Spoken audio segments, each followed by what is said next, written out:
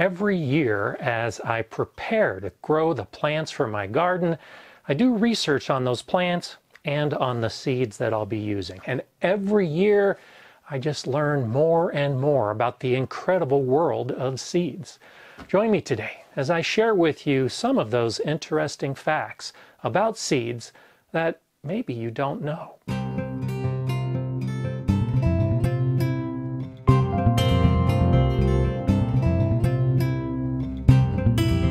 Hi, I'm Gardener Scott, and let's begin with a little seed trivia that I bet you've heard, that a strawberry is the only fruit with its seeds on the outside. But technically, that's not true. Those little seeds that we see on a strawberry aren't seeds at all. They're actually small dried fruits called achenes.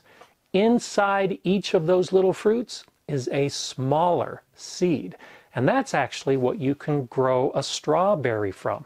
And there are many other plants that use achenes as a method of propagating that particular type of plant. There are other plants we grow in the garden that produce seeds that really aren't seeds either, like beets. If you're growing beetroot and you let it flower in the second year because beets are biennial, well, those seeds that you save are little fruits, often about 4 or 5 clustered together. And so that's why when you sow your beet seeds, you will often get 4 or 5 beet plants growing from that same spot. It's not technically a seed. It's a fruit, just like the achene on a strawberry. There's another plant you might be growing in the garden where you're harvesting the seed from the fruit, but you think it's actually a nut. It's the peanut. It's a legume that we grow in the garden, and we harvest the nuts, which are actually the fruit, from underground. This is a pretty incredible plant. Like most plants, it produces flowers above ground. But once that flower is fertilized, the petals fall off, and then that fertilized ovary falls down to the ground and actually begins to grow into the soil. And that's how the fruit develops. So when we harvest the fruit, the peanut, and then eat what's inside, we're actually eating the seeds of that plant. It should come as no surprise to you that much of what we eat are seeds, whether they look like seeds or we think they're seeds or not. As much as 70% of our average diet is comprised of seeds. That's what the University of Kentucky reports. And it makes perfect sense. Rice, that feeds billions of people on the planet, is a seed. The bread that we eat, whether it's rye bread or oat bread or wheat bread, comes from seeds. That's how the flour is made. That kernel from the wheat plant isn't much different than the corn kernel that will grow in our garden. And think about how much corn is in our diet. Cornmeal, certainly, but how about corn oil? Canola oil is made from a seed. Peanut oil, of course, obviously now, is made from a seed. Take a look at what you're eating and what the ingredients are, and you might surprise yourself to find how many seeds are in your diet. But with all of the seeds that we're eating, animals around the world are eating even more. Those seeds that are falling from plants, well, it's estimated that 80 to 90% of the seeds that fall from plants in nature are eaten by animals. And that's one reason why so many plants produce so many seeds, is because so many animals are eating those seeds. And while typically when we think of seeds, we think about the size of the seeds that fit in a packet to grow in the garden, there are seeds that are incredibly big and incredibly small. The largest seed also is probably no surprise to you.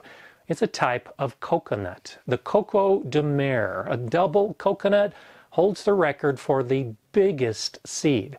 It can weigh more than 50 pounds. The smallest seed comes from an orchid. A typical orchid can produce 4 million seeds. Some of those seeds are so small that you can't see them with the human eye. And they are primarily dispersed by the air. The seed is so small and so light that a breeze carries those millions of seeds. But it requires very specific conditions for those orchid seeds to germinate and grow. And most of those conditions don't exist in most of the places we live. But the orchid seed continues to try, which is why it pumps out so many of those seeds. There are a lot of other plants that use wind as a dispersal method for the seed. Have you seen those helicopter seeds? The ones that are growing on a maple tree or an ash or a box elder. When the seed falls and the little helicopter spins to the ground, well, as that helicopter drops, it can easily be blown by the wind. How about parachute seeds? The dandelion that we like to blow into the air as a kid, well, those are little parachutes that drift into the breeze. Milkweed has a very similar method of dispersal with that little cottony group of fibers around the seed and cause it to float into the distance. There are seeds that will actually explode from the fruit. A plant called a squirting cucumber that's actually poisonous to eat. When the fruit ripens on the plant, it actually expels away from the plant and shoots a stream of cucumber seeds like a little rocket. That's a fun thing to look up. Look up squirting cucumber and see some of the footage that you might see. An incredible way for seeds to be disseminated. There are a couple other plants that we see all around us that have an interesting approach to seeds as well. The tumbleweed, the common Russian thistle, can have as many as 20 to 50,000 seeds on a plant. And when the plant dries at the end of the season and breaks off at the base of the stalk, as it rolls across the prairie, it's dropping those thousands and thousands of seeds, which is why it can become an invasive problem in many areas. And how about a sunflower? You think of the sunflower as a single big flower with all those seeds on the inside. Well, a big sunflower can have 1,000 to 4,000 seeds, but it's a composite flower. Inside that big ring of yellow petals are actually 1,000 to 4,000 individual flowers. And it's those individual flowers that are producing an individual seed for each of them. I'm sure you know that you can take those sunflower seeds and plant them and a new sunflower plant will grow. In fact, at the store, if you buy raw sunflower seeds, you can expect that you can plant those and grow them into flowers as well. But there are many other fruits that we get at the supermarket that we can't take the seed and plant and expect anything to grow. Bananas, for instance. Those banana seeds are completely immature. The Cavendish variety that is typically what you'll find at the store has been developed over the years so that the seed is small and immature. That's why we can eat bananas without any trouble. In the wild, banana seeds are actually quite large, and bananas don't taste good. There are other fruits that you'll buy. Green peppers of all types have immature seeds. You can save them all you want, they're not going to sprout. Cucumbers are the same way. Cucumber seeds will be immature if you save those. And seedless watermelons, well, they do have seeds, but they're very similar to bananas in that they're so small and so immature, there's no chance of germination. You may have heard that you can't grow an apple tree from the seed that you get at the supermarket. Well, that's not true. You can take the seeds from an apple and you can grow those into a tree. The problem is that because of the way apples are pollinated, you won't get the same type of tree. You need to have at least 2 different types of apple trees to pollinate each other. And every single seed will be a hybrid. So if you want a Gala apple or a Honeycrisp apple that you get from the store and you want to grow that type, It's not going to happen. Every single apple tree in an orchard is a clone. They're identical, which is why they produce the same fruit. Avocados are the same way. It's a wonderful experiment to take an avocado seed and stick some toothpicks in it and grow it at home, and you can grow an avocado tree. But it's not going to be a Hass avocado. All those trees are clones. That's why all the avocados pretty much look and taste alike. I recently released a video where I talked about how long seeds typically last, the garden seeds. But there are other seeds that can last a very long time. The oldest viable seed came from a date palm, and it was discovered in ancient ruins, 2,000 years old. You can have very precise conditions to save your seeds, and there are seed vaults all over the world that have those conditions to try to save seeds for as long as possible. You may have heard of the Svalbard Global Seed Vault. It's on an island between Norway and the North Pole.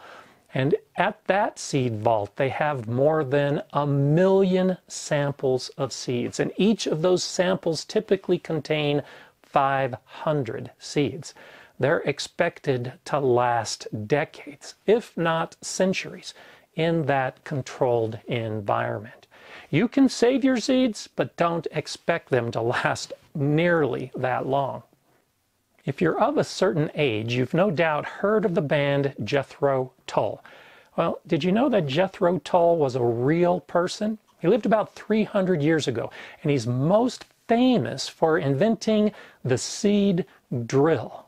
Before Jethro Tull, for thousands of years, when people were sowing their fields, they would take a basket of seed and broadcast it across the ground. Or maybe they might plow a furrow and drop the seeds in. Well, that's a relatively inefficient way to grow a lot of plants. And Jethro Tull invented a drill that could be pulled by a horse. Basically, you'd fill it with seeds, and as it turned, it precisely measured and inserted the seed in the ground. It changed agriculture around the world. So, next time you're listening to music, if you hear a Jethro Tull song, think about how one person can have such an impact on seeds and how we grow them. I'm Gardner Scott. Enjoy gardening.